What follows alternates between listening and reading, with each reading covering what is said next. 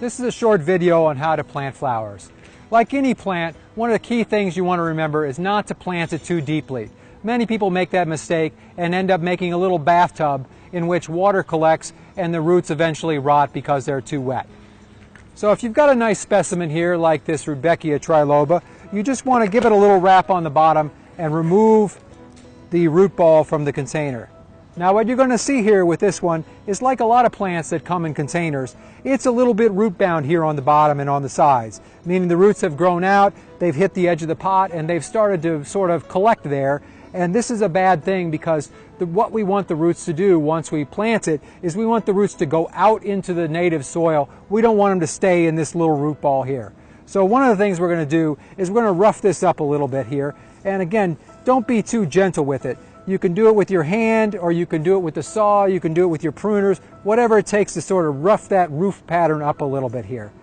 Again, it might seem like I'm being a little rough here, but the only thing you really need to be concerned about at this stage is don't let the roots dry out. If the roots dry out, they'll die. Otherwise, they'll be okay. So we've roughed that up a little bit. Now we've dug a hole which is not too deep, and we're going to just pop this baby in there.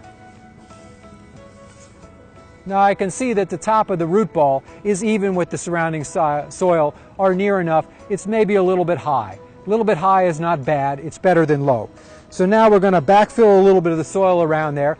Hal's going to put some water in the hole and then we'll finish it off later.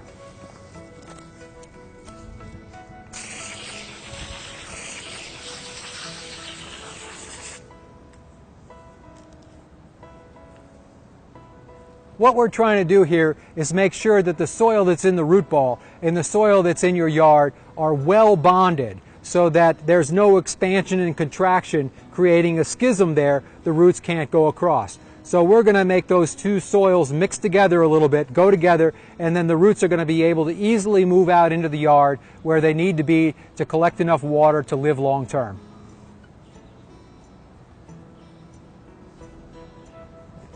Now that it's in the ground, we've got plenty of water in the hole, so it should be pretty happy. Don't go out and water it for another couple weeks until that water sort of drains out and the soil congeals together.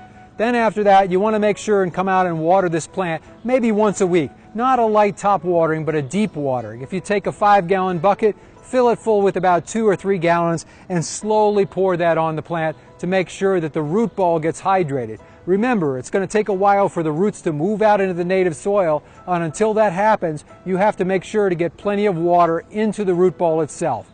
But not too often, just about once a week.